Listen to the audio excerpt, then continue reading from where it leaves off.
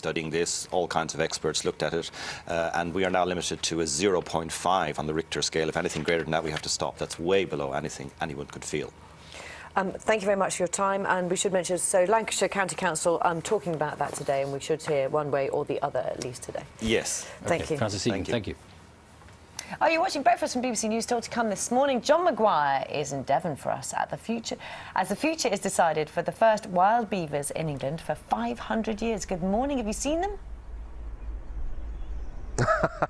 No, Louise, unfortunately, they are very, very elusive animals. As you say, 500 years since the European beaver was last indigenous, really, in the English countryside. They reappeared a couple of years ago and they were filmed last year. We know they're reproducing, so for environmentalists, for wildlife experts, it's quite an exciting time. So the decision is being made today as to whether or not they'll be allowed to stay in the wild here on the River Otter, just outside Ottery St Mary.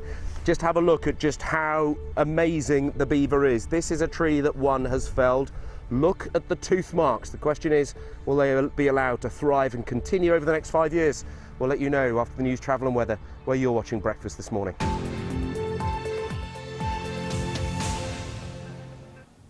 Hello, good morning. As you may have just seen, 2 planning applications to frack for shale gas in Lancashire will be heard by county councillors this morning. Planners have said Quadrilla should be refused permission for the sites at Rosica and Little Plumpton because of noise levels and traffic problems. The firm wants a deferral to resolve those issues. If that isn't granted, a final decision will be made by the end of the week. For the sake of Lancashire's future prosperity, we need to have something in place that will bring investment to the area, that will create jobs and that will lift the local economy.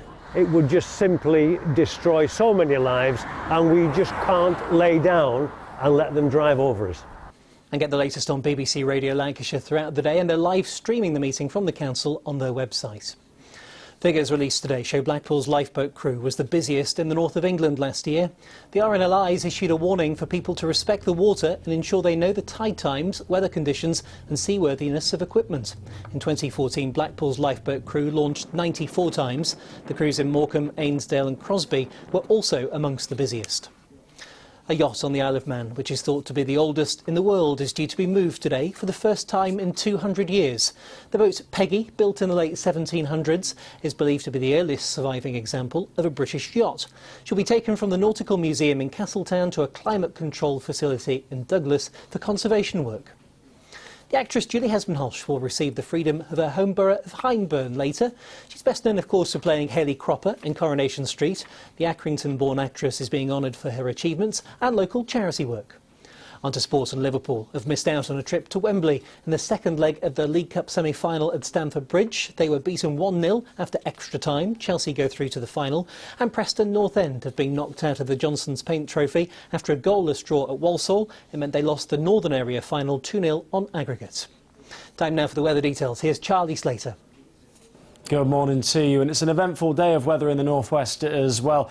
We've got a fair amount of snow around, certainly a possibility, particularly over higher ground, and for that reason we have got the yellow warning in place. 3 to 8 centimetres a possibility. I mean, this morning it's mainly just rain, but then the temperatures really fall as we go through the daytime. It'll be quite windy as well, and as the temperatures fall, there is a chance that the rain then does fall as snow. As I mentioned, it is showers, so it's not going to be affecting every single person. It is going to be somewhat hit and miss, and that same theme does continue as we make our way through into the early hours of Thursday morning. A very, very cold night and a very cold day on Thursday as well. Temperatures really struggling on Thursday. You can see that again we are at risk of seeing a few snow showers, but the temperatures and the forecast very, very variable over the next 24 hours, and where the snow will fall is also variable, so keep an ear over your local BBC radio station.